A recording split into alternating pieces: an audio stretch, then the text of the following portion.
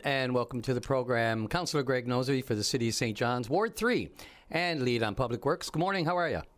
Good morning, Brian. How are you? Busy. as this job kind of, automatically requires or causes busyness, not unlike your position, of course.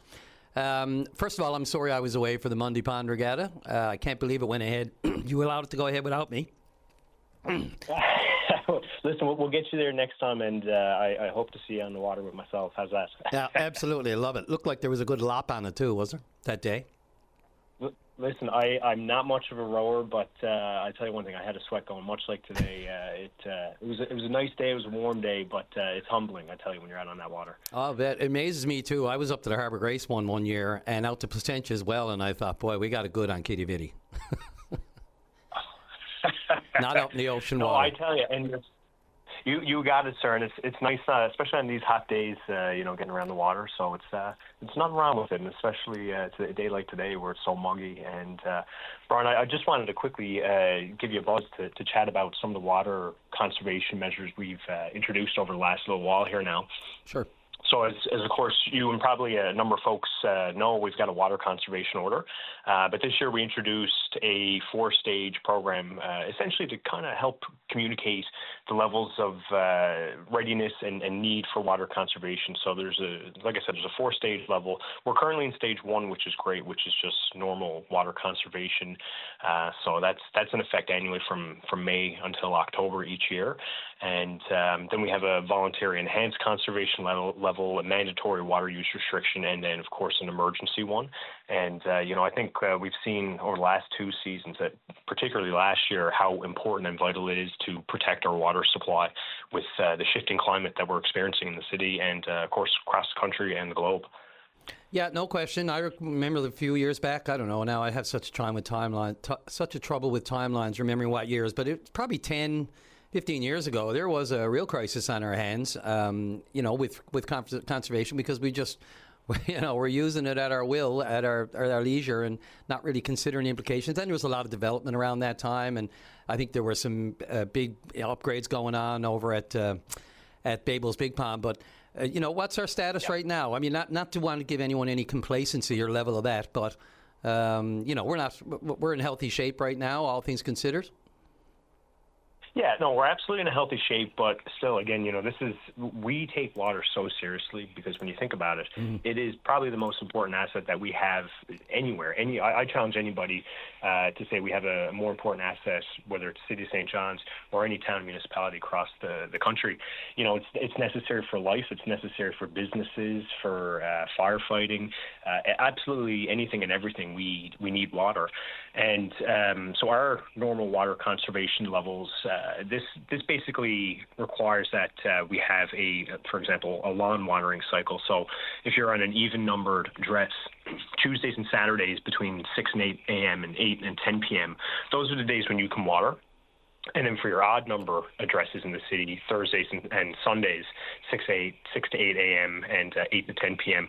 There's a couple of exceptions there, of course, with some new lawns and trees and shrubs, vegetable gardens, those types of things. But we make a point, we got to protect that asset. The city's growing, so the demands on the water system are always increasing. And with the added pressure of climate change, the quick melt that we experience now from snow melting so much more quickly, especially even I think as we saw here with such a hard winter that we had, the snow went pretty quickly because our springs are warmer, and that has an impact throughout the rest of the year. Any way of gauging like how the compliance is with the water, restrictions and the hours and the even and odd days and all that sort of thing? Because when it comes to compliance, you could put all these rules and regulations in place, and they are kind of intricate. I mean, if you really want to know and you don't want to, run afoul, then, you'll go online and you'll check the actual times, that sort of thing. But, is there enforcement? Are people actually responding are people complaining? Are there responses? Are there staff out there actually noticing it and rapping anybody on the knuckles? Because I'll just say, completely kind of unrelated but related, there was some fireworks going off in the Waterford Valley last night. I guess your neck of the woods, and that I heard a lot about. I got a couple of messages saying, what's going on? I guess it's Happy July 22nd. Somebody said here in the newsroom. But those kind of things, I mean, how hard is it to enforce in the first place? Yeah, and I will say right out the gate, we do enforce it, and noncompliance at any stage, whether it's stage 1, 2, 3, or 4, can result in fines up to $5,000. Again, it's such an important asset. We do take this very seriously. We do, of course, rely on the public, much as you're telling me about the fireworks, and this is something I can follow up on here now today. Sure. We do require that folks reach out. I had a couple of calls, actually, over the last few days, and this is partly also what helped prompt me, and I said, we got to keep reminding folks that this is an important asset. We've got to protect it.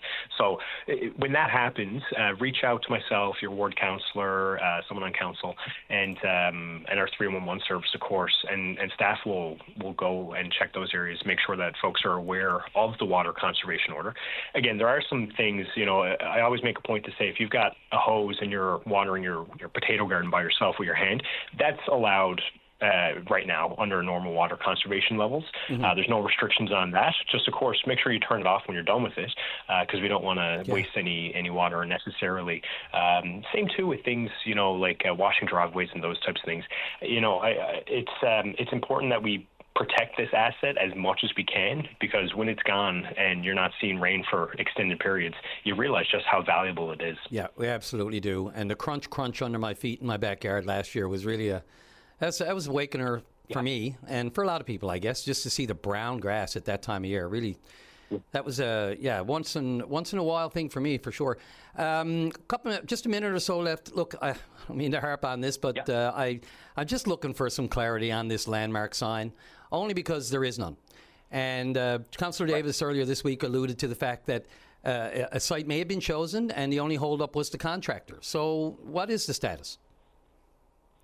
Yeah, so we're working diligently to get this out. I don't want to let the cat out of the bag just yet, but we are going to have something soon, so stay tuned. It's not going to be in the too far future, but we are making sure. And again, too, Brian, the one big thing I want to say here is that we recognize the need for increase community feedback on things like this with the St. John sign, and also, of course, other things. And we're shifting direction to make sure we are engaging the community as much as possible here. So we're getting there. It's stay tuned. There's more to come on it, but I can't let the cat out of the bag or the sign out of the bag just yet. Why is the sign or the cat even in the bag? What's the issue? Why does this have to be so secretive? Well, it's not so much about being secretive as such. We have anytime we have to deal with private vendors or anything like that, we obviously need to make sure that we're compliant with our contracts and everything like that. So I want to make sure that we have that, and then again, making sure we have proactive communication strategies so that everybody is as aware as possible. We don't want a situation again where we're coming into the neighborhood saying this is going here and that's it. That's not the way to do it. It's not something that I endorse, and ultimately we want to make sure that we get this the right way. Yeah, is it a little bit too little, too late for this summer, though? I wouldn't say that. One of the things, too, with these signs, there's a lot of infrastructure that is required as part of these larger landmark signs. When you see a lot of places like Ottawa has them, Toronto, Montreal, these global cities, what you have a lot of times is you got to have access to, say, for example, a reliable internet service. You got to have your electrical, of course, and you need to put it in a spot that isn't going to impede traffic and cause a distraction or anything else. But you need to make sure that it's also still accessible for the public. We don't want to put this somewhere where nobody's able to get it and take their photos. And it's important for tourists to be able to do that. A lot of folks, a lot of friends. I'm sure you've seen some of your own friends and family. Maybe when they're at these bigger cities, they're taking those photos. So we want to make sure that is something that everyone's able to do, but still make sure that it's a fun and safe spot for everybody. Fair enough. Again, I'm sorry to push on it. Just, when there's that little lack of info on it, and it just, it's like it's the nature of a reporter. Last thing on that. Has a site been chosen? Like, is there a place that has been selected, period? Can we say that? Not just yet. Okay, very good. Not just yet. Okay. Yeah. Listen, Greg, appreciate the time. Thank you very much. Anytime. Always a pleasure, Brian. You take care. Thanks a lot. Appreciate it. This is VOCM Open Line. Call now to get in the queue. 709-273-5211 or 1-888-590-8626. The views and opinions expressed on this program are not necessarily those of this station. The biggest conversation in Newfoundland and Labrador starts now. Here's your host, Brian Callahan. Let's go right to line number. Well, Beth, I'll let you pick the line. Mayor Colleen Haas of Brents Cove, you're on the air. Hello. Good morning, Mayor. How are you? I'm good. How are you? Well, it's good to hear you're good, although I guess that's just a proper way to answer the question. But things are not good, I guess, in your community and the surrounding areas, I imagine, after the tragedy earlier this week. How are you doing? How is the community holding up? Everybody knows everyone we know. How are you? It's a rough time for the Harbour Rank community and our community, Brents Cove, as well, because we all know each other pretty close. It's a very rough time for the families, for sure. Do you, I know this, I saw some more detail coming out, different media. NTV did a very great job. Colleen, Colleen with NTV did a great job last night getting to the community and speaking to people there, getting on the ground, as good journalists do. I saw some of the detail. Can you tell me, or what, to the best of your knowledge, how things went awry? Was this just a rogue wave by the sounds of it? Yeah, well, I guess it was a bit of rough waters out there that day, and they had fish aboard. And I guess water just came in the boat and unnoticed at the time, I guess. And when they noticed, it was a bit too late.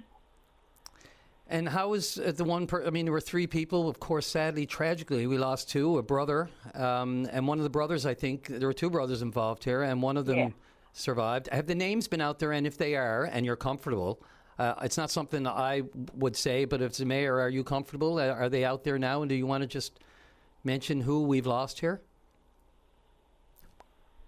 Mm-hmm. Like the names of the... Yes, Stanley Giles of Harbour Round and Michael Peter Seymour of Harbour Round lost their lives. And one survivor, his brother, I guess, was it? The other... Yeah, Junior Giles, yes. Right. He's the survivor. And do we know how he is doing, what his condition is? Well, it's really too soon to tell. I mean, it's all a shock, right? I imagine. Is he in hospital still? Or? He got a lot to deal with and a lot going through his mind. Okay. And yeah, so it's really hard to say at this moment. Yeah, he's not in. Is he out? He's not in hospital, I guess. Is he, or is he still? No, he's home. Wow. He's home. Yeah. So it was that close for him, for others. Yeah.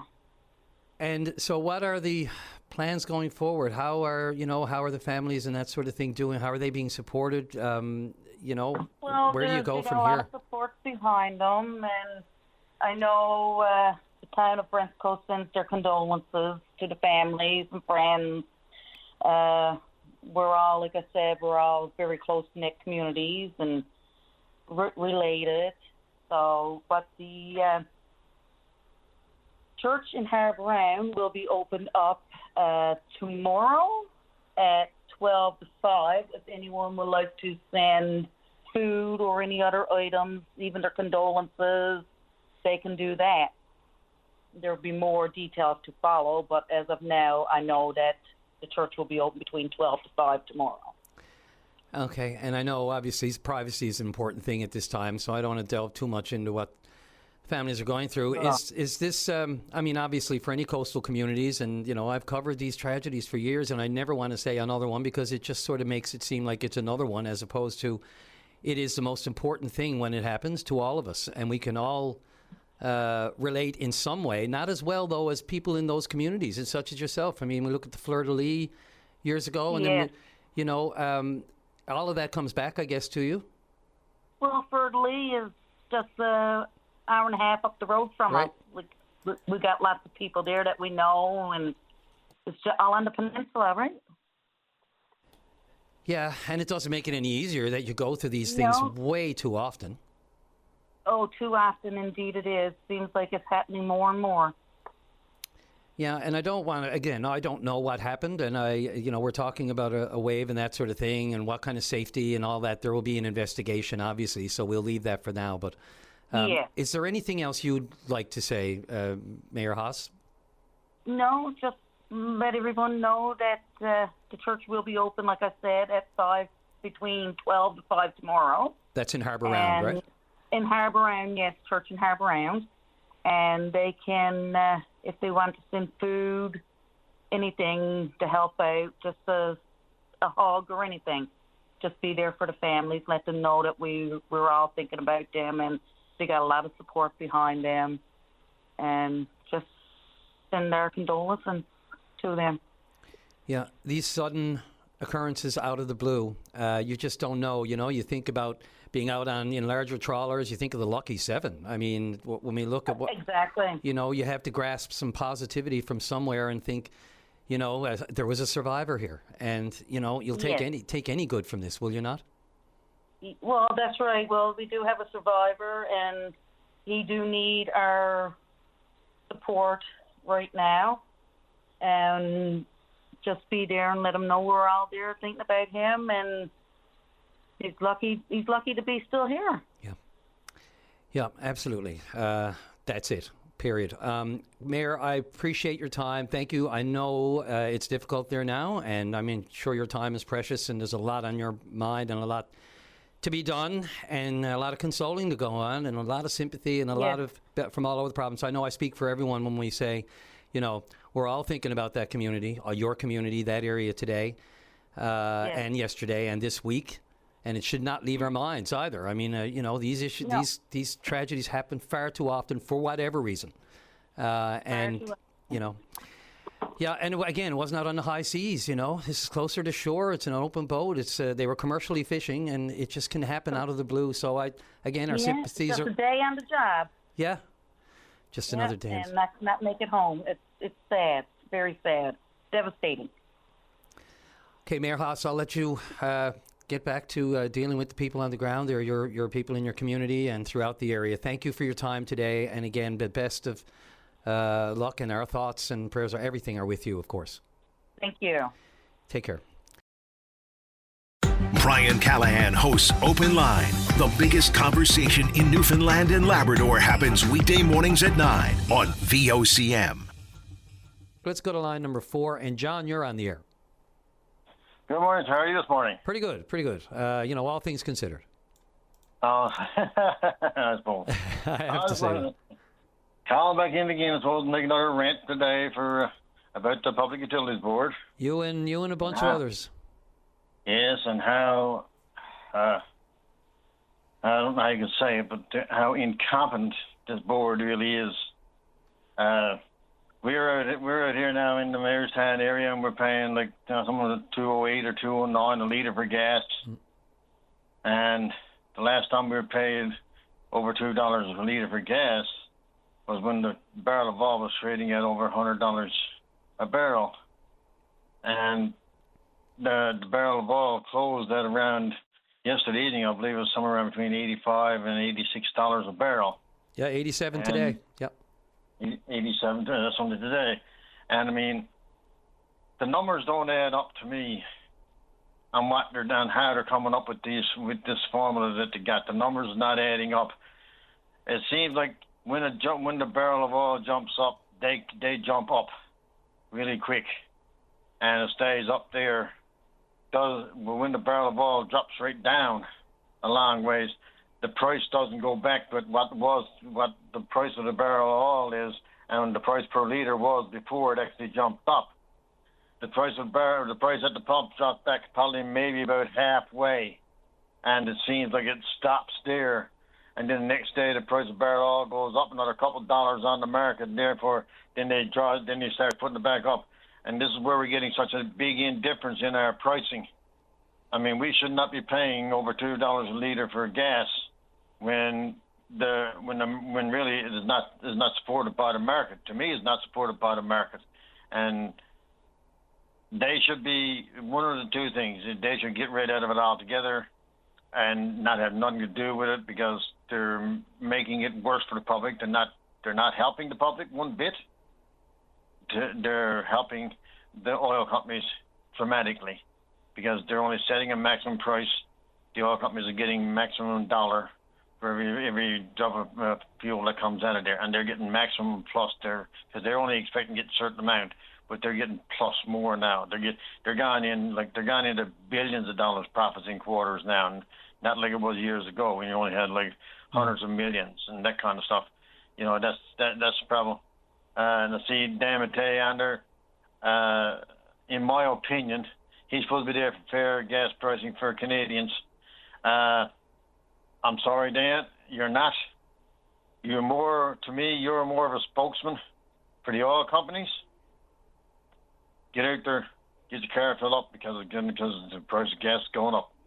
If you got in mind to wait, don't wait. Go on out and get it done now. You know, that's selling. To me, that's selling it pretty quick, and it's going to go up and down no matter which way you look at it. It's going to go up and down. It's been like that for years and years. The only difference now is that there's absolutely no competition since the government's got involved with the PUB and every other thing that's come across that's got involved with pricing on the gasoline. There's been no competition in among companies, and competition is what keeps your price down. When you have no competition, there's nothing to keep your price down because they're giving you the extra pricing anyways. So, you know, these people got to get out of that. They should disband. To me, the Public Utility Board in Newfoundland should be disbanded because they're not saving people any money on gas. Not doing nothing with the utilities because every time Newfoundland Power comes, every now and then they reject and say you got to come back and go redo this or go over that, and then they come back for the redos done, and then bingo, you get another increased cost in your light bills again. You know, so where are they protecting the public to? Why are they still letting these companies? Well, you're getting hundreds of millions of dollars in profit, and you're getting billions of dollars in profit. Lose some of your profit. It's not going up. Simple as that. Lose some of your profit. Take the profit and pay it to your shareholders. Knock off with all what they're doing. I mean, the people can only take so much. I'm not on a fixed income. I still work, but people that's on a fixed income, I don't know how they're actually doing it to make ends meet, especially if you got a vehicle and you got a home. You know, this is got to be an awful strain on them. They got to make decisions on what they're going to have and what they're not going to have. I can guarantee you that. And you got these government people they're in there. They're not helping them out. They make promises for to help people out when they're getting in there. But when they gets in there, the promises seems to die off just as fast as they got in. And nothing reversed. The federal government come out again the other day and give an increase into the child benefit. Fine and dandy. Mm-hmm. Never heard them coming out and saying they're still going to give the old age people or senior citizens any increase in theirs and tie it to and have it indexed into the rate of inflation rate. Never heard none of that coming out. So if the inflation goes up, so does their checks. No, but they did they got this one. Apparently the child tax is indexed into it for when the inflation goes up. So if you can do it for one, why can't you do it for another? I mean, these seniors are people who have lived all their life and paid their taxes into their system the whole life, and now they got trying to live on just a little bit and not getting much back out of it in the long run. And every time he turns around with the price of this going up, price of that going up, but their little check seems to be staying the same, and now it's not doing anything for them. You know, they're struggling big time, right? Absolutely. The struggle is real, and everything, so much has to do with the volatility right now. There's no question, John.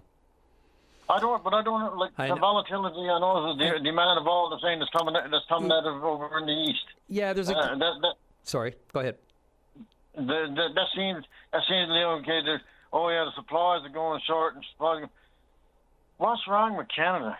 It's got the third. I think it's the third highest amount of oil in the ground that can be taken out. Put a few more refineries throughout Canada. Refine our own oil, and have our surpluses, and sell it as a finished product and put it across our own country, where the United States is down doing theirs, and they're keeping their gas prices right down. But here's ours; they're paying $4 a gallon, and when it goes over $4 a gallon now, mind you, they're upset and they're irate and they're singing out at every politician that they can, and then all of a sudden he comes in and then they keep the prices down. But here in Canada, here in Newfoundland now, we're paying over $9 a gallon for gas. And nobody's saying nothing. Oh, people are saying something, and because it's universal, and because it's countrywide, and because we're just about on par, and because we are in a total flux as to what to do with our energy right now, and because the war in Iran persists, and when no one knows what's going to happen there, the futures, whether it's on the stock markets or elsewhere, are just, it's all over the place. And if you want to protect your profits, whatever profits there are to be had, again, the reserves are very limited, and it was getting limited before when we thought there might be some kind of light at the end of the tunnel, and that light quickly diminished. John, I'm well over time for the break. I didn't want to interrupt you. I hear you loud and clear. You're echoing a sentiment by many people. The conversation over the Public Utilities Board and its usefulness when it comes to setting the prices, whether or not we were better off when it was just open, free-for-all competition back in the early 2000s. It's a great discussion to have right now. It's hard to compare apples and apples when we got more oranges and apples mixing together in the basket. It's just too hard to keep track. And again, people, we're just trying to, if you knew where things were going, which is always the problem, the spec on the markets, if you knew where it was going, you might be able to plan more, you might be able to have more stability. But the prices are going up everywhere. We're not alone. And I know that's no consolation, but I'd be satisfied with it if the barrel all went up $10 on the market, they jumped it up 10 cents a litre per litre. I'll be fine. But if it dropped 10 cents a barrel, then it should go down to 10 cents a litre. Not go down 5 cents, and then rather 5 cents stays under. This is where it's all happening to. That's a common sentiment that, oh yeah, sure, it flies up on that, but it only comes back half the way. I hear you loud and clear. I got to get off the break, John. I'm really sorry, but look, gave you lots of time. Please don't be a stranger. Call again. You're wide open to your suggestions and your commentary. All right, sir. Thank you. Good luck. Thanks a lot. Call now, 709-273-5211 or 1-888-590-8626. VOCM Open Line will be back in a moment. Mayor Steve Ryan, you're on the air. Good morning. Before we start, I just want to send out my condolences to the previous mayor who was on there. Like I said, we're all from small fishing towns. And when something like that happens, it really, really hits every Newfoundlander. Like I said, one thing about fisher people in Newfoundland, you could ask any person, me, yourself, Brian, anybody. We all can name up 100 fisher people that we know, and every one of them risk their lives every day to go on the water. And but anyway, condolences to that town. We all have during our thoughts and our prayers. We just take it for granted. I'm not a fisherman. I have never been in the trade. But I've fished. But every time out on the water, because of the few times that I'm out, I'm always uber aware. You're thinking of it. Just because, especially the deeper ocean water, whether it's a boat tour or whatever. I was on one once that ran into some trouble, and I'm telling you, I'll never forget it. The feeling of just, please, Lord, get me back on dry land. So definitely. Yes, your words. Yes. Sorry, Steve, I interrupted you. Story, from a day news story to we have our story starting to get a bit better up here. The cleanup has started. They put the cell in Sunnyside. They ran into a few hiccups, but it's ready, done to receive our product, and the company's on site now almost 2 weeks in getting ready, actually cleaning up just to get into the building to start mixing their product. We're after having a couple of loads of peat mass arrived that is going to be mixed to solidify their product. It's a slow process. A lot of people, even in our own town here, are they're kind of, wondering what's happening. But it's a slow process. You're not going to really see what's happening because we have it all kind of closed in as a site with a lot of heavy equipment moving, and we don't want to have anybody there get hurt. So what we decided on next Tuesday, we're going to have, say, a little media day. We're going to invite the media to come out. This story is all across Canada. Everybody wants to know about it, what's happening. It's strange to say, it's almost like a tourist attraction here in our town. Yeah, unwanted. As people after traveling from different parts of Newfoundland and even Canada, and they want to actually see what we're talking about. I said, no, you don't. Oh my God! Do they want to see it or do they want to smell it? They want to see it and smell it, actually. But, so there's people actually coming to your town, and literally, I mean, the smell has been the story. So they're actually coming there to say, okay, I got to get a sense of what this is all about. Yeah, that's right. They want to get a sense of what this is all about. And I just says it don't take much to attract people. But I tell you, between you and Dildo, are you going to be on the Tonight Show sometime soon? And I hope not. I'll have to turn that media request down, I think. And we're making light of it, but but it is a serious issue, and I've gotten several texts from it since I returned from my little vacation there, and I've been meaning to give you a shout. So I do appreciate this. When you say a few hiccups, what would they have been? Well, the site got where they put the liner in had to be totally clear of any product, and they ran into some product that was actually being buried. So they had to move the cell around a bit to find a good area. But we have a good consultant in the company. They worked together and they overcame a couple of them little problems. And like I said, Tuesday when the media actually do come, we're going to actually show the process is going to be happening. This way we think by showing the people that they'll stay away from the site. And we have some people invited there that was instrumental in getting us to where we're to, and we appreciate so much that they helped us. And they're going to be on site, and our consultant will be there to be answering any questions, and myself and the rest of the council. Like I said, this is a big news story for us to actually get to where we're to now and getting this actually out of it. And I still want to see the final result. And Brian, I definitely will. When this is done, I'll touch base with you again. And like I said, a lot of listeners all over Canada are really interested. This is one of a kind. The company says the same thing. The consultant, even the different levels of government. This is a one of a kind cleanup, and a lot of them hopefully are going to have a good thing on their resume within a couple of months. This cleanup will be done. Yeah, you'd hope that ultimately that there's no other kind of incident like this anywhere else, really. But, when you talk about the different things for being a first-timer, with that comes first time, it's an unknown entity, right? And you're going to find things, like you said, things that were buried or different issues are going to crop up because this isn't, you can't basically go to somebody else and say, what happened when you did it? Because, as you said, this is kind of like a first. The last time we spoke, we talked about one of the big priorities was the high school and that sort of thing. So, A, are we on schedule, bottom line? And B, do you see it interrupting any of the high school return to school in September? Right now, we're a little bit behind. We ran into, like I said, that kind of put us ahead behind 2 weeks with Sunnyside and getting the site ready.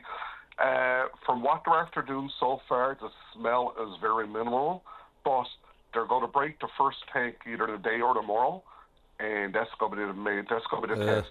What happens after they break the first tank and start mixing? The truck is on site to take the first load. Right. And if we could get by that, not too bad. So I had my fingers crossed, and everybody involved do it for the next couple of days, and by next week we should know the results of the test, and hopefully I'll have no effect on the school and that. Like, so we're after contact the school and told them what we're doing and shut off their air exchange or stuff like that. We don't want it sucked into the building. Oh God, no. And hopefully, like I said, so far so good. Even the people that are at it, they're pretty. Like I said, it takes a little get used to the smell. But once they're there a few hours, they're used to when it's just like nothing to them. But now they're all suited up and they're dressed for it. But like I said, the next day or so, we're going to have a test run on breaking the tank and see what happens from there. Do you know how they do that? I know you're not into the intricacies of the actual machinations or whatever, but how do they crack open a tank? They're hoping to cut them. All the tanks are going to be cut up in pieces and stacked. Say just like you stack up ice cream cones. Right. So they'll take up less room, and then when you put it into the site in Sunnyside too, I won't cut the cell that they had put in the ground. And how? Just remind me, like I say bigger than a bread box, but how large is a tank comparatively? Is it as big as a Metro bus, or is it as big as a just? Yeah. There's 3,000. There's 110 3,000 gallon tanks still in the building. They're about, I'd say they're about 10, 12 feet high, and probably 6 feet across. Oh. And there's 110 of them. They're in lines, just in straight lines there now. So they're going to be moved out from one part of the building to the second part and broken open, and the process of mixing with the peat mass will start. Yeah, what a process, what a job. And of course, you mentioned Sunnyside. That's the Central Newfoundland Waste Management Facility, right? And it'll be welded. Yeah. They'll be in like closed welded containers and then covered with topsoil. Is that right? Yeah, there's a liner went into the ground. The company came from Alberta actually, and welded a liner as a welded liner, like really thick rubber, into the ground, so nothing will ever leak out of it. And when it's done, it will just seal up, closed off, and topsoil and grass put over the top of it. Whew. Well, at least it's good for tourism. I mean, are people actually? How many are showing up, for that specific reason? And are people? Is there actually some money being made in the tourism side of things? Not for that. No, they're coming for the whales and the other sites we have. But they're, after having a couple, because I'm a business and I talk to people, and they're actually after coming to see us, and oh boy, I can't believe it. But anyway, we'll take it. Yeah. There's only bright thing that came out of it. Anything positive? One other positive thing out of this cleanup is only going to be one thing is going to be saved. There's 50,000 glass bottles in that building that is going to be recycled and crushed, actually. And there's a company here in Newfoundland that's going to be taking those bottles and crushing them. And that's the only bright side of this story. And not everything is going to go into the landfill. We're going to save 50,000 bottles and get them crushed and made into some other kind of material. This is glass, just straight glass being crushed and taken away? Yeah. I'm not sure the name of the company now, but it's a company here in Newfoundland. They're taking the glass, and next time I'll have the proper details for you. And they're going to crush it and recycle it. That'll be very interesting to a lot of people who are looking for somewhere to recycle glass. You know, we've got that issue here in the city. You just still can't do it, and there's nowhere to put it. And I have a lot of glass that builds up downstairs. I just can't. I don't have the heart to throw it in the garbage. So, maybe Tuesday during Media Day, get a little bit more information from you on which company that is, and will they take glass? Are they just taking it commercially, or are they recycling it here in the province? I'd be all over that, so I'd love a little bit more information on that one. Yeah, definitely. I'll make sure. I'm hoping to have somebody from their company on site too at that day. And like I said, that's a good news part of the bad news story. Absolutely, Steve. Listen, I appreciate time on short notice this morning, so thanks for being available for this update. I know the listeners and in your community especially would be interested, and of course the kind words and the thoughts for the people up in Brents Cove, around and Harbour Round on the Baver Peninsula. Yep. Thanks again for this, Steve. Good luck with it, and we'll. I guess some of us will see you next Tuesday. Yes, very much. I'll be there. Thank you. Thanks again. Take care. VOCM Open Line, weekday mornings at 9 a.m. with Brian Callahan. Join the conversation. VOCM. Line number 2, Daryl, you're on the air. Oh, hi, Brian. How are you doing today? I'm doing good. It's a sticky one, but I love it. I love the heat. That's it. Full disclosure. Well, there you go. I guess we'll have to suck it up and deal with it, I guess. Yeah, because before long, Daryl, you know what it'll be like. February will be here, and oh my God. Yeah, that's true enough.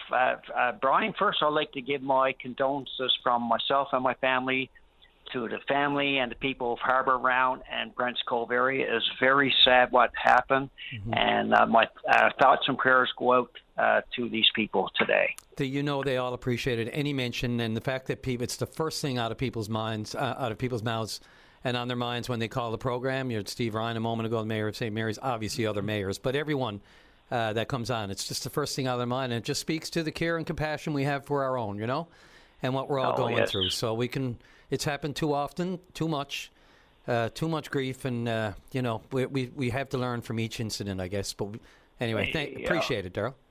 Yeah, and yes, we do have to learn. And I guess when you go out in the sea, you could go out. It could be a nice day, but you don't know what's going to happen. That's the sad part about all that stuff. Yep. So, Brian, what I want to talk about today is that there recently had Finance Minister Party.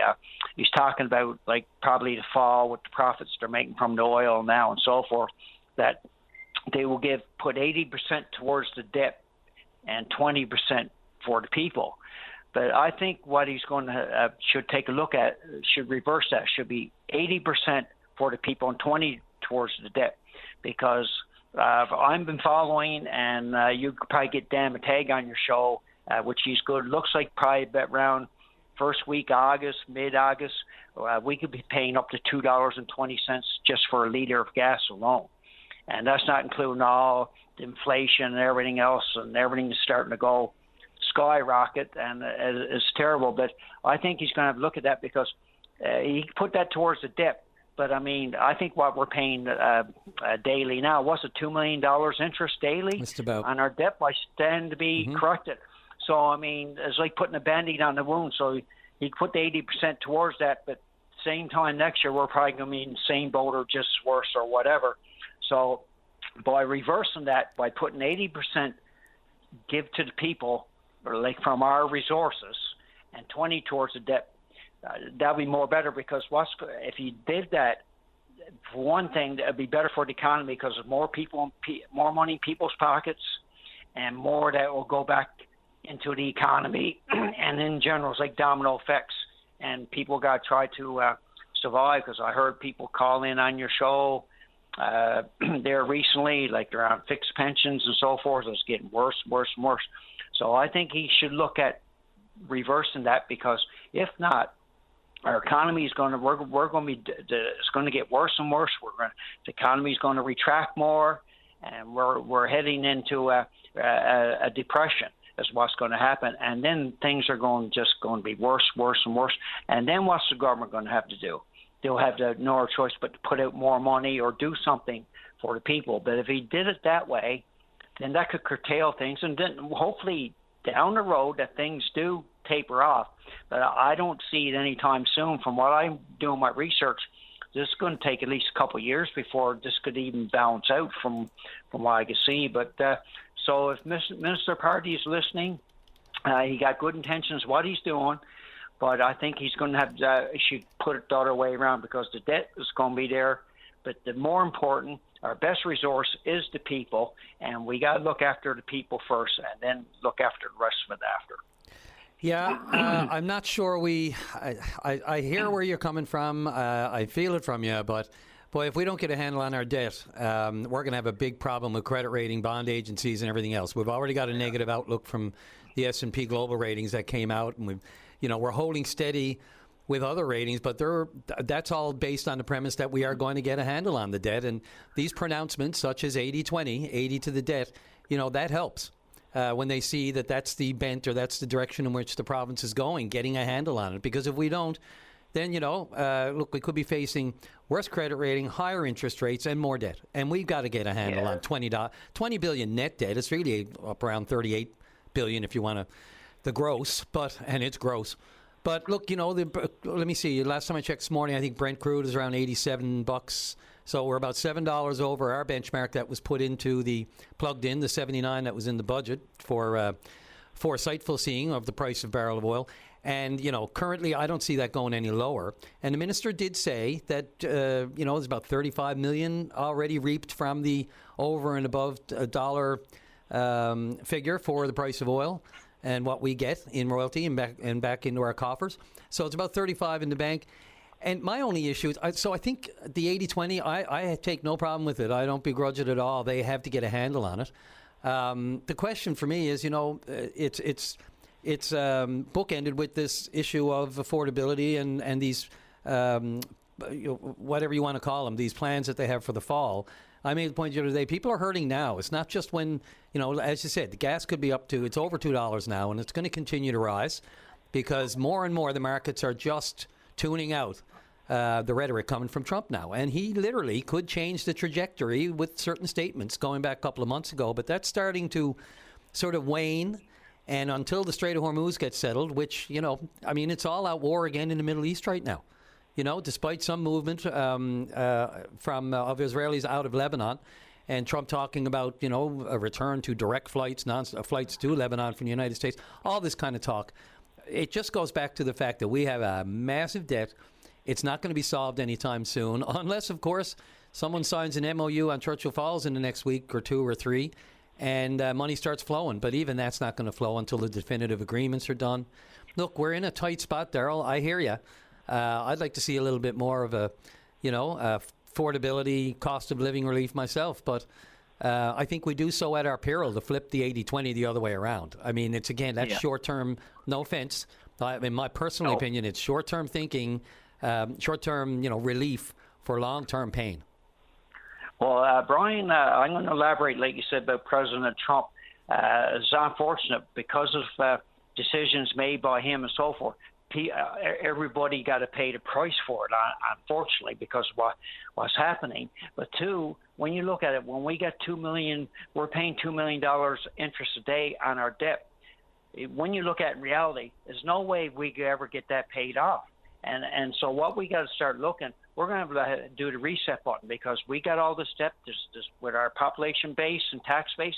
There's just no way we could pay that off. But I hear what you're saying. Well, we're borrowing now to service the debt, right? I mean, you can't. Well, we're borrowing now to service the debt. Yeah. It's going to get worse and worse. So what my point is, we can't keep up with this $2 million a day interest.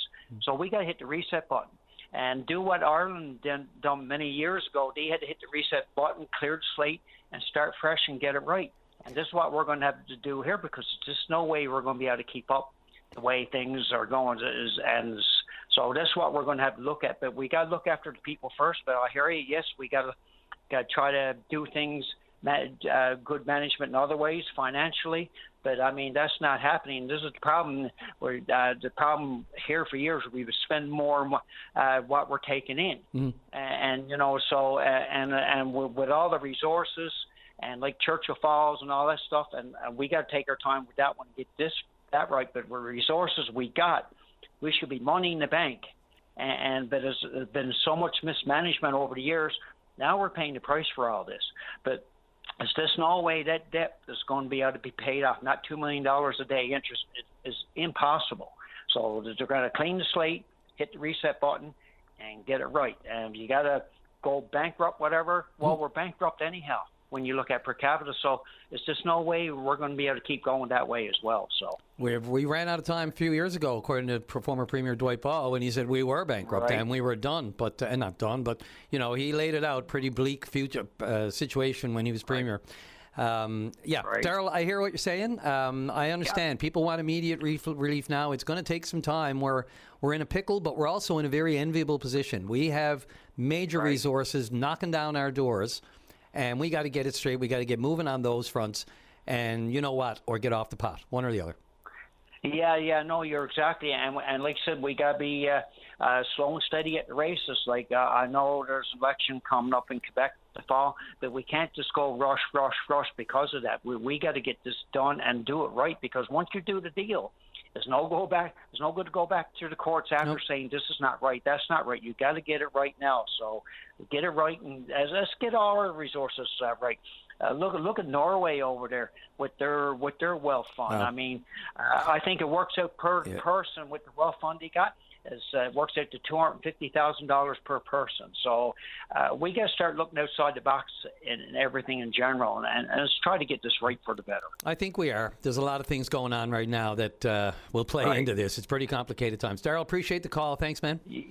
Okay. Again, Brian, thank you very much for your time as well, and all the best to you and the staff at VOCM and your listening audience, and have a great finish to your day. Always appreciate it. Thanks, Daryl. Thanks for the call.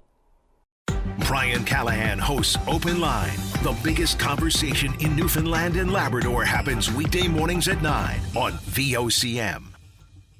Dave Saunders with Newfound Sand Glass Recycling Co-op. You're on the air. Hey, Brian. How you doing? Good. I understand some people may have heard our conversation earlier. Now, we spoke, I think, before I took some time off about the latest public collection of glass that you guys were having at the farmers market. Let's just find out, how did that go first?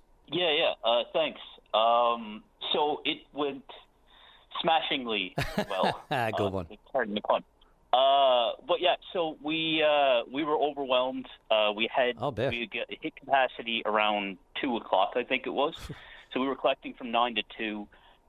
We actually had to go and pick up, I think it was additional 12 household bins. When I showed up, the contractor supply to grab them, they were curious as to why we were getting 12. But so we collected 36 household bins in about 5 hours. So we estimate that's about 4 metric tons of glass. We're tens of thousands of glass jars. And all that I did was have a conversation with you, and our team put out a Facebook post. So like the demand in Metro is more than there. After that, we received a shipment of glass from Rock Spirits on behalf of one of their customers. So in a week, we actually diverted over 20 metric tons of glass from the landfill that we're going to turn into benches and those kinds of things. It was a pretty wild week. Since then, we've had conversations with business communities, conversations with Kona, with Memorial University. We're actually looking at developing a research project in the near future. Basically, Brian, everybody's on side with this.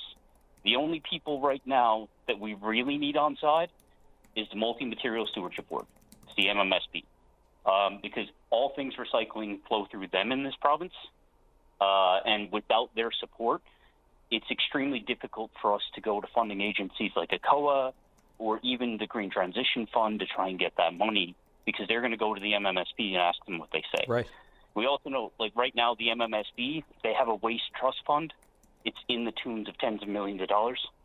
That they have the capability for regional projects like this. And we also know under their mandate, for example, I mean, they just redid it with tires, right? So tires were shipped off the province. Now tires are done locally. Right. So it is well within their mandate. We also believe it's within their strategic plan for 2026. So we're really, really, really hopeful that given the success from the summer, that now that we're in town, we're able to execute, that they'll come back to the table, and that in partnership with the MMSP, we can really, really, really launch glass recycling and build a circular economy in Newfoundland and Labrador. So it's in their court right now? Yes. Okay. Where is all the glass right now that you guys have collected to date, including everything you just mentioned? Yeah, it's in our facility that we're slowly processing through it. And the challenge that we have with our bottleneck is that the equipment that we have is hand-fed. So now we need that capital financing to get bigger equipment so that we can process more and give us a clean product, right? Right. And to give you guys credit, whenever glass recycling is mentioned on Open Line now, my phone just blows up. Not surprised. Look, you know what, though? What a great thing. It speaks to the interest in the recycling of it. I mean, it's an effort to do that, to have a conscience whereby, you know, okay, this can go, this is plastic, this can go, but I'm going to lay this aside because I just can't bring myself to just throw it in the garbage, because we know that's not the best thing to do. But it speaks to the interest in recycling, period, but glass specifically, and just the care of environment. I mean, obviously, you know, companies need to do their due diligence, and they have to be good stewards, of course, of the environment. So I'm not surprised. I mean, they don't want to be, you know, they're going to send it somewhere. They might as well send it for recycling. Just to be clear, this came up with Steve Ryan, the mayor of St. Mary's, shortly, just a little while ago. This is where all this stemmed from just this morning, because I know, you know, I've reached out to you in the past about the farmers market stuff. But Steve mentioned that a big company is coming in to take thousands of bottles of glass, crush them down, recycle them. Do you know who's doing that? That's us. That is you. Okay. Yep. So we have a contract with the company that they have hired to mitigate the fish sauce. And part of that was that there were thousands and thousands of glass bottles that just weren't used. So we're what are these, like mason jars or? Yeah, they're kind of like they're normal fish sauce jars, but they were just stockpiled there, I guess, to be filled that never worked. Pickled beets. Yeah. Okay. So sorry to interrupt. Go ahead. That's okay. And what we're going to do is we're going to process those, turn them into sand, and we actually have part of the agreement. We're going to have a memorial bench that we give them in basically recognition of you know, the fish plant, what was, but also actually recycling the product and giving it to the community so people can actually see benefit from it. So the organization, the agency tasked with, environmentally conscious, our agency in this province, the MMSB, it sort of defies logic if you don't know all the intricacies, but why would there be a holdup from that organization when this is going right to the heart of a major thing we can take out of landfills? Yeah, so that's the question that we're all scratching our heads at. Even like the collection event that we did in St. John's, the MMSB's mandate is to divert waste from the landfill. And in a week, we diverted 20 metric tons. Like, we would think that they'd be celebrating this and coming to us and looking for how we can scale. To answer your question, I simply don't know.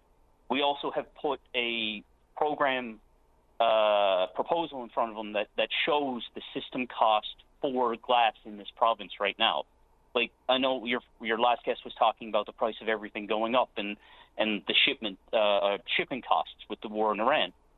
Like, the cost to ship glass is extremely significant, and it's only going up, and we're shipping it to New Brunswick. So even coming with us and we get established, we get the capital funding that we need, and we get operations, it's a cost stabilization and a cost benefit right now. So we're kind of scratching our heads as to why those conversations have stalled, why the MMSB isn't as engaged as what we would hope that they would be, especially for something like this. But we are really hopeful. We know that the Department of Environment is engaged with this, as well as Jobs, Growth and Rural Development. And the new PC government that has come in, they've really been having these conversations with us, but where they're a new government, I think they're still learning. I think new is, the gloss has gone off it. I think we're past the point where we're calling this a new government. What I'll do to respect to you and what people assume, I just wonder about the last correspondence. So have you had direct correspondence with MMSB, or is it going through the Environment Department? The last correspondence I had with MMSB was probably the spring of the year. And what did that go like? Our correspondence is I think that they have certain frameworks, but I don't fully understand why we're not getting more support, if that makes any sense. Yeah. We are engaged with the Department of Environment, though, and we know the Department of Environment oversees the MMSB and can provide them strategic priorities. So really, that's what we're hoping for here now. Just feels like a layer of red tape that just is unnecessarily there. We've got to get to the end goal here, which is every day we know how much glass ends up in that landfill, and people don't want to be doing it. So it's frustrating for you, I get it, but I'm telling you, for the listeners and everyone else who we hear this and we just don't, since you don't know what's going on, that's a big problem. Like, if you don't know, then there's a communication problem. And especially when you look at the mandate of the MMSB. So, look, we know government listens. We know MMSB. We know all officials of government have a listen open line. The powers that be or staff or whoever on their behalf to monitor. They have media monitors. So rather than me sending out requests to the MMSB or the Environment Department, we invite, by all means, anyone from either Department of Environment or MSB. I don't know if there's any secrecy that has to be here, or there's confidentiality with agreements or whatever. I don't know. But it'd be great to know what the holdup is, because we all want this. Everyone. There's no one who doesn't. The government, ask anyone in government or anyone who wouldn't want this. So what's the holdup, right? Yeah. I appreciate that, Brian. And, my phone's always on. And the last point that I will make is that, Rock Spirits, on behalf of a customer, we did receive the shipment. Same thing with St. Mary's. But, we're a business, and we're providing the service, and they are paying us to do this, right? So there's more glass out there that people are sitting on because that they don't want to landfill it for whatever reason, and we can tap into that. We just need that support. Yep. Right? We absolutely just need that support. That's all that we need. So if there's a reason that we don't know about, we're happy to have that conversation, and we've gotten really good at filling in gaps and becoming adaptable and coming with creative solutions over the last 3 years. So that's really all that we're looking for. We're looking for support from the MMSB. And you're going to run out of space to put all the glass pretty soon, are you? Yeah. Space and capacity of the equipment, right? So we've got a volunteer program set up now where we get volunteers in on the weekends. Again, people in the community that want this done. And we're processing through, and then we're developing the end markets with what we have. and we have a couple extra pieces of equipment on the way from New Zealand. But realistically, we need that capital investment to be able to do this. And you want it, I want it, the community wants it, the business community wants it.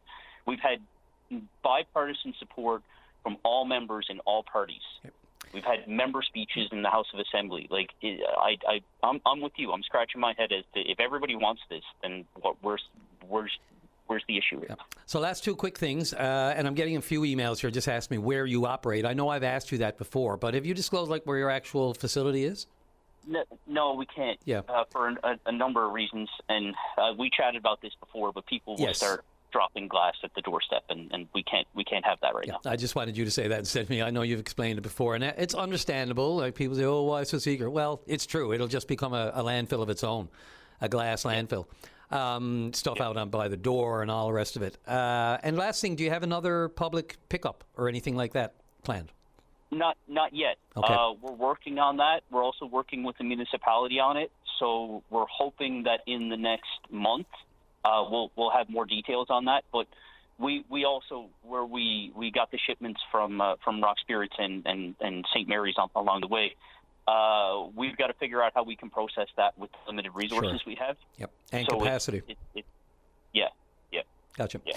Dave, look, I appreciate you being right on the trigger this morning to respond to that because there was it's sometimes it's a mystery why certain things grab certain people at certain times, but not today. It's a big topic, a lot of people interested, so onward and upward. We look forward to hearing from either the Environment Department or MMSB. No reason to be silent or secretive on this. We just need to know what's happening and why it can't get going. Thanks, Brian. Thank you. This is the best of VOCM Open Line. Go to line number 3, and Keith Mooney, Executive Director of the Southern Shore Folk Arts Council. You're on the air. Good morning, Brian, and your VOCM listening audience. Morning. I'd like to put forward our 41st Southern Shore Shamrock Festival is taking place this upcoming weekend. And we have it's a 2-day event starting on Saturday night with opening act The Ramblers. And our feature band this year is the Dorina Harvey Band. Mm-hmm. We're very excited about the band. They haven't played the festival before. They're a traditional Celtic and East Coast music with a high energy rock sound. Actually, we had them booked for 2020, and the pandemic spoiled that festival. We went viral, but so we have a Sunday afternoon. We have a great lineup on our festival park outdoors. Starting off with Lord and Lady Baltimore, a youth session. Tribute to Ron Hines, and that's a special event for us here in Ferryland. We have 5 great performers doing a song each: Katie Barber, Liam Marr, Dorina Harvey, John Curran, and Wilf Curran. Oh. And then we're followed by the Masterless Men, who have been I think they performed at every festival so far. Mm-hmm. And the Dorina Harvey Band, and then Down Forward will close off the afternoon. Nice. And also, Brian, we have some children's amusements. We have a bouncy castle, face painting, balloon twister, and games of chance. And the County of Avalon are running a money wheel in the 50-50 draw. We have a food truck. And Mobile Central High School are running a basketball team fundraiser, which would be a canteen. Also, of course, just across from the festival park is our Tetley Tea Room. We'll be opened all weekend for some great Newfoundland fare to take advantage of. Tickets for Saturday night are available at Riverside Restaurant in Cape Royal, O'Brien's Ultramar, and Ferryland Foodland, and also they can be obtained at our office. $25 in advance and $35 at the door. I'm sure that's going to be a wonderful night of entertainment. The sound is great in the facility. That's at the Regional Arts Centre. So we're certainly looking forward to that. Brian, I'd also like to mention our dinner theatre is running all summer. Sure. It opened July 2nd, and we have a show tonight. Every Thursday and Friday nights we have shows until September the 4th, and we have a number of matinees still scheduled, but however, most of them are pretty full at this point. Sure. But you can check the office for openings. But that's the gist of the weekend. We certainly, we have a festival, a long-running festival, and we'd certainly like to keep it going this year, and we'd certainly invite and encourage all listeners to come out and enjoy it. Absolutely. I have, on occasion, Shamrock's a great time. It's at the Arts Centre now, but I think I remember a couple of years, once in Calvert, or was it Calvert or was it Cape Royal? I think it was held in Cape Royal one year. If I'm not mistaken, for some reason, I just remember being there for it. But the tribute to Ron Hines should be something, hey? Especially now that they've got the display up and running now down at the rooms. I don't know if you've had a look yet, but some of the items there. Yeah, sorry. Yeah, that's something I'm certainly planning on visiting pretty soon. Ron, we a number of years ago we erected a monument to Ron adjacent to the Regional Arts Centre. So, Ron always performed on our festival, and I certainly found Ron a great fellow to work with, and he never missed. He was always excited about coming back. But so we're going to continue that tradition with his music brought forward every year, and we've done it previously, and it's very popular with the public, and because he is one of, no doubt, Newfoundland's, if not greatest songwriter. So. He and Connie, it should be noted. Connie and Ron, most of Ron's songs they wrote together. I never want to leave her out of the conversation, eh? Oh, that's a good point too, Brian. Yeah. Yep. Yeah. Well, I should mention the show at the dinner theatre is. Yeah, sure, go for it. Yeah, it includes a 3-course meal and a musical pre-show, play, and is a light-hearted account about Newfoundland Outport's introduction to television in the late 1950s. That should be a time. There's a wrestling show comes on the television, and then the viewers get right into it with wrestling themselves. So that provides a lot of comedy. Oh, I can just imagine the mood in that hall that night. But I'll tell you, if my stars align, I wouldn't mind taking that in. That'd be a good time. Keith, anything else before let's see. So this weekend, 25th, 26th, as you said, Darina Harvey Band headlining, and the Ramblers opening, and you got Lord and Lady Baltimore, Youth Session, the Tribute to Ron, the Masterless Men, Down Forward to finish her off. It's going to be a time. It's going to be a great time. Yes. We're looking forward to it, Brian, and all we need now is some great weather, and that'll sign the deal.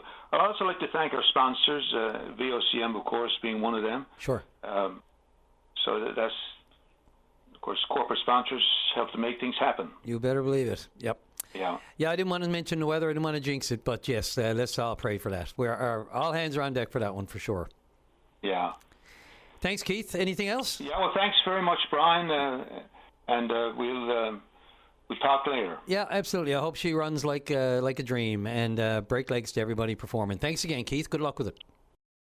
This is the best of VOCM Open Line.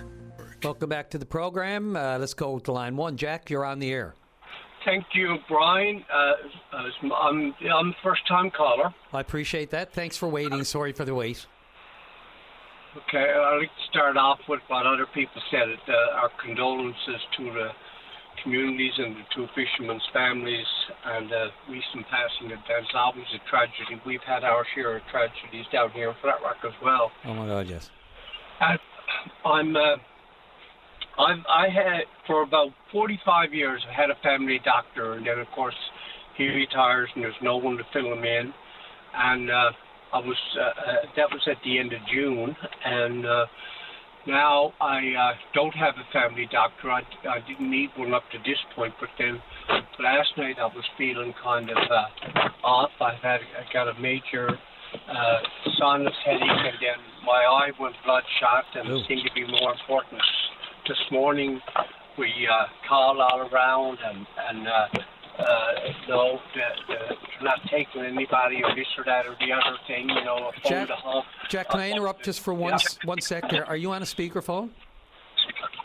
Yes, I am. Yeah, because I'm hearing all the noise in the background, and I'm not sure the listeners can hear what you're saying. So is it possible to go off while we're chatting, or?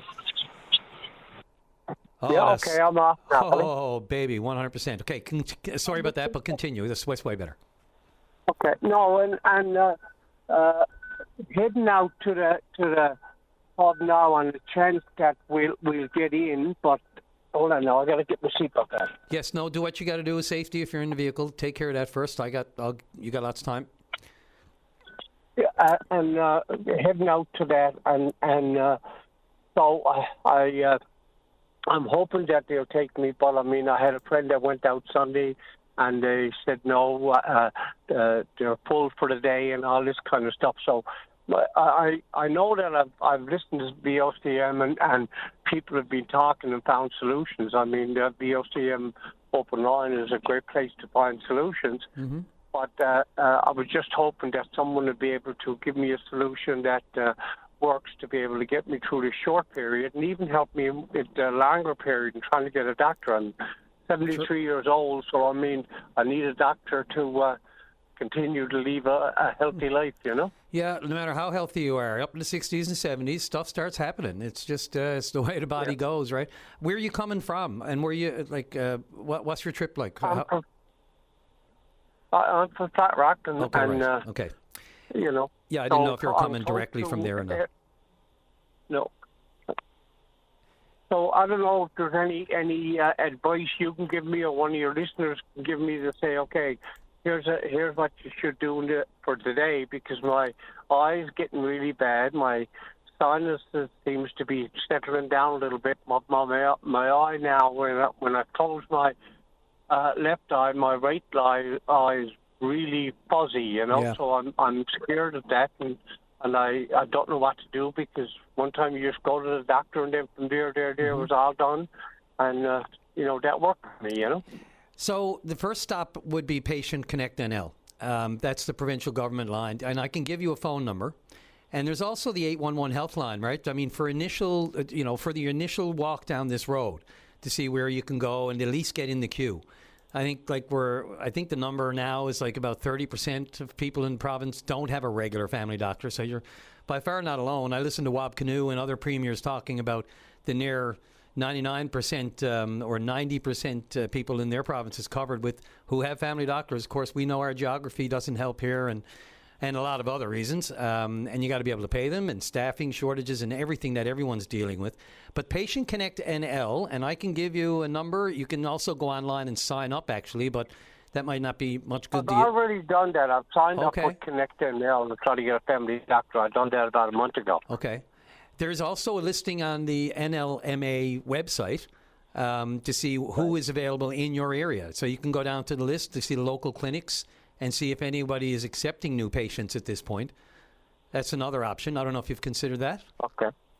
No, I haven't done that, but I will do it. Okay. It's like Find a Doctor NL, I think is the link. Let me see. I'm just doing, Find a Doctor NL. Yeah, that's a website as well. There's a directory there. It has all regions. You know, you can click on Eastern, Western, Lab, Grenfell.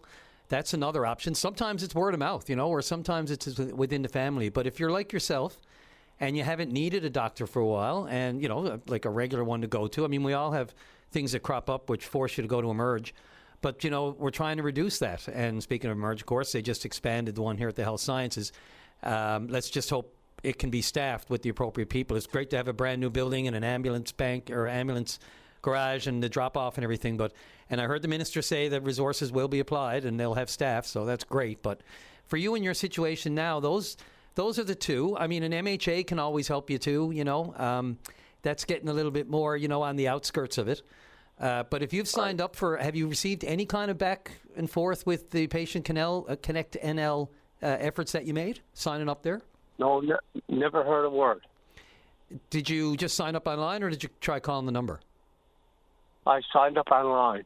I wonder, I haven't had to call the number. I know people have told me they've had success with it, and I welcome anyone else who has some advice for you, because you're not alone, as I said. But you did the sign-up thing, and did you get a confirmation email, talk about the queue, or any that they even received it? No, never heard, never even got acknowledged to the fact that I was signed up. Okay. Well, do you want the phone number just as a... Yeah, give it to me. Sure. 833, of course. 1833 913 4679. 4679. I appreciate that, Brian. No problem. They do want your MCP handy. Is there any solution that you can think of for the days? Because I'd like to get my eye checked because it's gone really fuzzy and there's blood red, that only started yesterday, and I didn't hit it, I didn't do anything. It was just all of a sudden red, and then it got really, really sore last night. And then this morning, the pain started to go away, but now the fuzziness is there. Like I can see my vision is probably at 50% in that eye, Yep. It's interesting you say that. I woke up one day with just a bloodshot red eye, and I didn't know it was just one eye right in the corner. And then I remembered the night before I had this vicious sneezing fit. And my doctor just said, it's just a blood vessel you broke. I mean, there was no pain with it, so it probably is not the same thing that you have with it if it's getting increasingly difficult. I'm also looking on...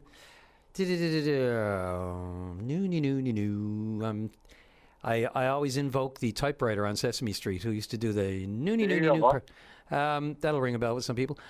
Well, the various eye clinics as well. If it's visible, you may even get some luck, in the spur of the moment at the Emerge. I hate to say it, but it sounds like there's an unknown here where it may be best for you to drop into the Emerge first, and they may even have a suggestion.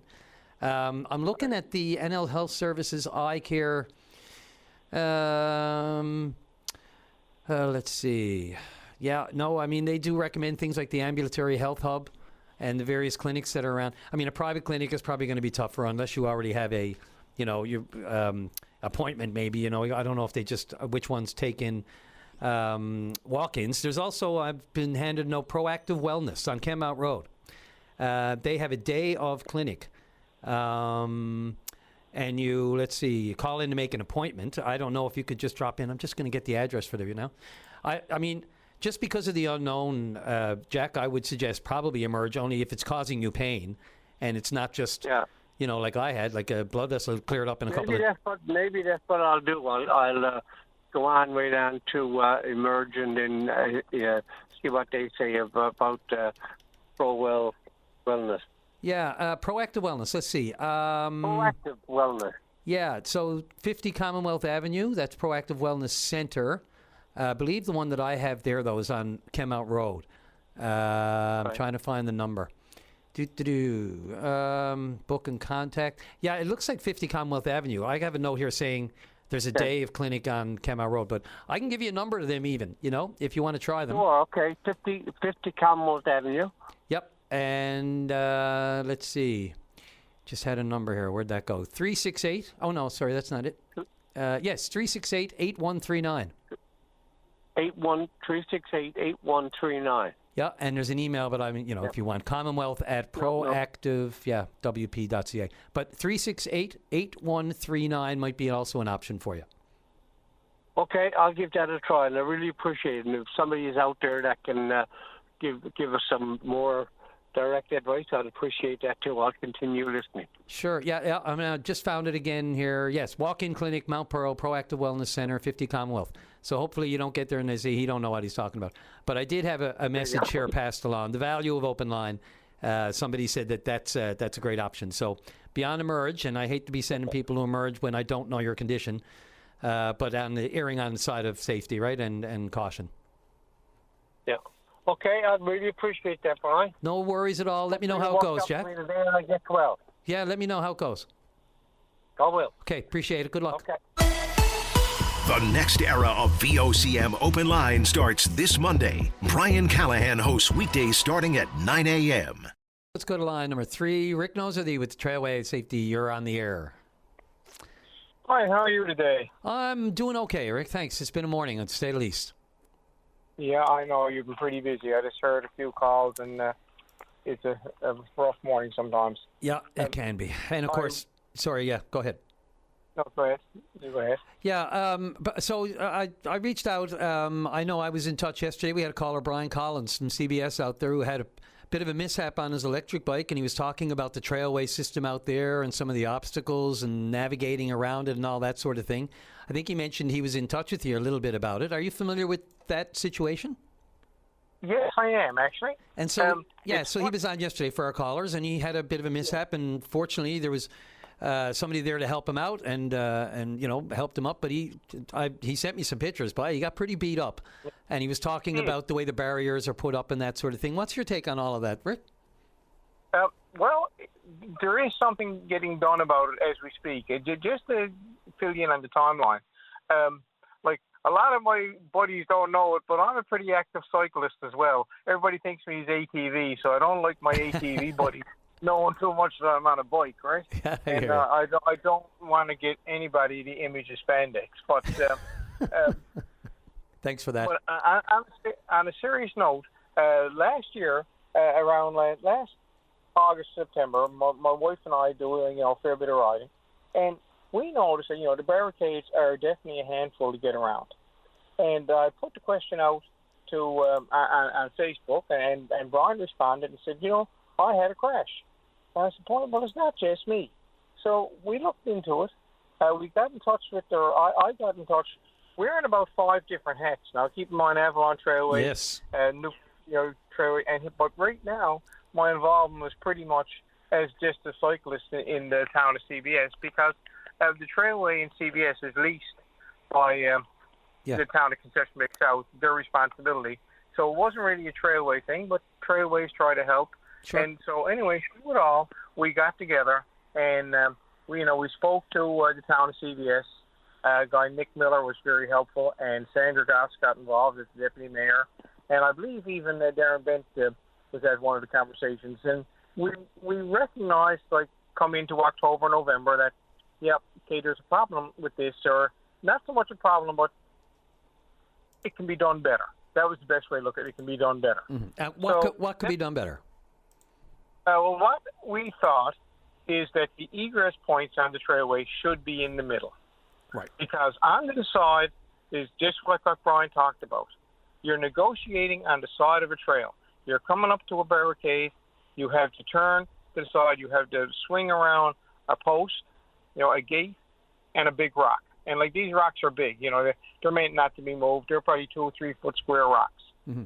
And the punishment for doing it wrong is what happened to Brian. You fall off. You're into the rocks. Worst case scenario, you're over the rocks and you're down. Some places you're right to the ocean or into the woods. He was very lucky. It was just a small ditch there. Yes, he was. And he was lucky that there was a good Samaritan there to help him as well. So, as bad as it was, I heard you say, it could have been worse. Yep. So when we realized that, okay, here's a problem, and, we can make it better, that's when I started to use some of my Trailway people to say, okay, what can be done better? And, of course, the town was pretty proactive, reached out, because Grand Concourse does all the maintenance on the trail. Grand Concourse came back with some ideas, calling these P gates, and the gate is shaped like a P, and you go through them. And there's others that are done like a chicane, that you come in and you swerve around. Right. And the whole great thing about these, they're in the middle of the trail. So, like, if you make a mistake, and you do, I fell off my bike yesterday, small thing, off my grandchild. You do fall off bike. It doesn't matter, but it happens. Oh, God, but flashbacks. Yeah, that's right.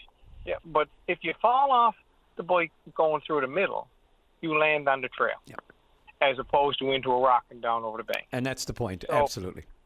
Yeah, exactly. And that is the point, and that's where it's going to now. I'll be talking to the town, actually, Monday of this week, and they had some concerns about the P gates in Paradise that they were getting cracked off. And we're not sure how they were cracking it. We don't know if it was traffic hitting them or what it is. But we don't think that's going to be a problem in CBS because it's not shared use. It's for bicycles and for pedestrians. And so we don't anticipate a problem there. Yep. And, these barricades were erected 10, 15 years ago. And like right now, we have to adapt, or they have to adapt because it's changed. Like right now, I would say 70% of the cyclists on the trailway are e-bikes, and it's probably safe to say that 70% of the people on the trail are on e-bikes, are cyclists. Yeah, so the modes of transportation have absolutely changed. We got to change with it. Yep, and this is part of it, and unfortunately for Brian, and he understands. He my God, God love him for keeping trying. 2 crashes in here, you got to admire that. I do. As we speak, they are changing these gates, and they've already changed a couple. They did a really nice job up on Pond Road, and I'm still not in love with the idea because the egress point is to the left, and you're between a rock and a post, but it's a water opening there now. Yep. But like I said, once to the point, have it in the middle of the trail, where God forbid if you make a mistake, they're landing, nobody wants to land on gravel either.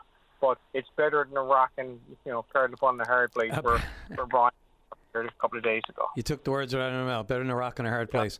I'll just throw the devil's advocate because I know I got a couple of emails and a couple other mentions just saying, all you got to do is slow down. Well, true. If you're on a bike though, and you're not necessarily flying, although some of them can do it. We have to say there's some level of responsibility on a bike rider. If it is narrow, if you see it coming, you're familiar with the trail, I guess there's a level of, on both sides of it, whether it needs to be updated, the trail needs to be updated and the facilities there, or whether it's just also on the part of the bicyclist or the cyclist who needs to, just be a bit more careful. Just a devil's advocate of me. I'm not speaking specifically to Brian's situation or anyone's really, but just to keep in mind, right? Yeah. That's just being the journalist, isn't it? It's the devil's advocate. It's the second name, right? I know. Yeah. But to that point, it's not a speed thing. If anything, being a cyclist as well is not the increased speed. It's the decreased speed. It's that you're going slow, you lose your balance. The faster you're going on the two-wheeler, the better. Balance is not the issue. Is when you slow down to negotiate this S-turn, and also too, the issue that you can run into is the age. Like the demographic of the people that are on these bikes these days, and I'm one of them. Yep. Late 50s and 60s, our balance is not there like it used to be. The bikes are bigger, and there's not, like I said, the speed coming to them. It's the lack of speed that gets you in trouble because you got to slow down and negotiate. And I guarantee you, that's what gets me is the lack of speed as opposed to an increased speed. Important point. Great too. That's why I called you. That's why we called you to have you on after Brian's call yesterday. So yes, we did reach out to you, and I appreciate the time. Well past break. Yeah. Listen, Rick, always appreciate as I said before, your accessibility is fantastic, and it sounds like here communication won the day. So let's everybody take a lesson from that. Boy, thank you for reaching out to us and asking me to talk about it. Glad to help, and let's hope everybody has a good, safe summer. Absolutely. Thanks again. Rick Nosworthy, thank you. Take care. Okay, you too. Thank you. Brian Callahan hosts Open Line. The biggest conversation in Newfoundland and Labrador happens weekday mornings at 9 on VOCM. Former Mayor, St. John's Mayor Dennis O'Keefe. You're on the air, Doc. Hey, Brian. How you doing? Goodbye. Good. Thank you. How's it going? Good. Beautiful day. Got to be great. Somebody said to me this morning, I said, it was early this morning, I said, what a great morning. And he replied, every morning is great, no matter what. Yeah, when you're on this side of the sod, no question. Yeah. I know we're pushed for time, so I'll get right to it, Brian. Sure. Municipal taxation in the city of St. John's. Loves it. And you may not this year or next year, I don't know. But I did have a conversation about a week ago now, I guess, with an individual down at City Hall who knows what's going on. And I brought up the issue of taxation.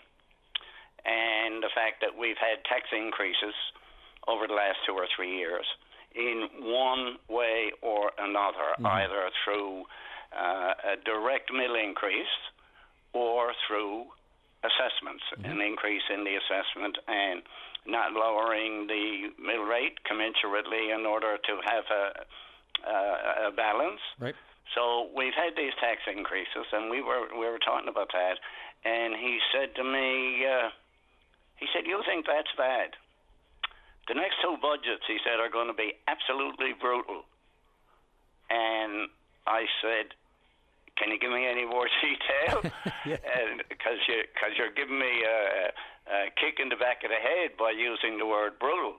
And he said, "No, I can't say anything else other than the next 2 years are going to be brutal when it comes to the budget." Now, people might say, "Well, why are you talking budget in July?" Budgeting is ongoing during the year. So the city, those who put the budget together, are heavy into it right now. So now is the time for people to contact, and not only people, but the business community, to let their feelings know that, hey, folks down there, we've had increases for the last 2 or 3 years. We don't need and we don't want any brutality this year and or next year. So you have to, it's kind of like ringing the alarm bell. He wouldn't give me any more detail, and yet I'm pretty worried about where this may go. Or a reason why, or a modus operandi, or why he thought it would be brutal, or why he thought the next 2 would be brutal? Well, I can surmise. He's probably involved in it one way or the other, and he just made that comment. You think the last 2 or 3 years were bad?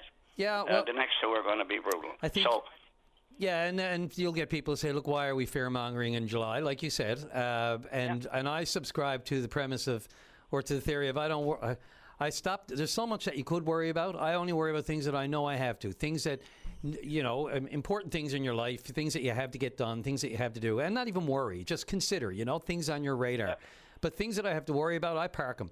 Unless I know 100% it's going to happen, I'm not worrying about it until I have to worry about it. And I know people who are in the proactive side and have to worry about it and have to plan and have to be ready to go and have to have a plan B or whatever it is. I understand that. But as far as the tax scare goes, it's not that it may not be justified. It's just that with everything else on the go, it's something that I would park at least until I have to worry about it in the sense of what can I do about it now?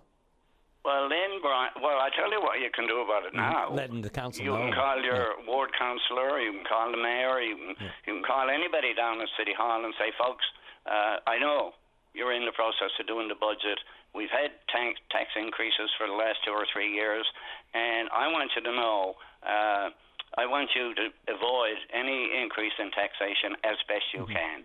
It's too late when it comes to December the 10th or December the 12th, and the budget is announced down at City Hall, and it's a done deal." Yeah, and we know they have consultations, but they're pretty close to the process itself, and most people believe it's a done deal by that time anyway. Well, yeah, but now's the time, to make your feelings known, right? No question. So, other than that, Brian, I want to make a comment on the PUB. Sure. Now, the PUB reviewed the way they set the prices about 2 years ago. I got 1 minute. I'm really sorry.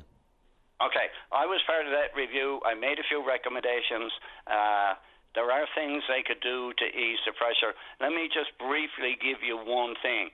If the PUB announced today that there was going to be an increase in the price of gasoline, then I can get in my car and I can run up to the gas station right away and I get the gas for 10 cents a litre later. But if they announce the price of oil, furnace oil, for people who use furnace oil, is going to increase by 12 cents midnight tonight because they don't give you any prior notice. Midnight tonight. Then most of the oil companies, and this may be an industry problem, most of the oil companies right now, they insist that you have to order a minimum amount of oil, and guess what? You're not getting your oil for at least 3 to 5 days. And where the PUB announces the change in the price on a daily basis, by the time you get your delivery, you're out of luck, likely. You're absolutely right. That lag time can cost you hundreds. Yeah. So they got to figure out a way to do better. Dennis Sakif, Doc, appreciate the call. Thanks. Obviously your experience is invaluable. So all the time, always open your calls. Thanks a lot for this. Thanks, Brian. Take care. No Hello worries. to the family. Oh, right back at you. Thanks a lot. All right. Bye. Thanks a lot. The biggest conversation in the province begins at 9 a.m. VOCM Open Line with Brian Callahan. Call now and get in at 709-273-5211 or 1-888-590-8626. VOCM.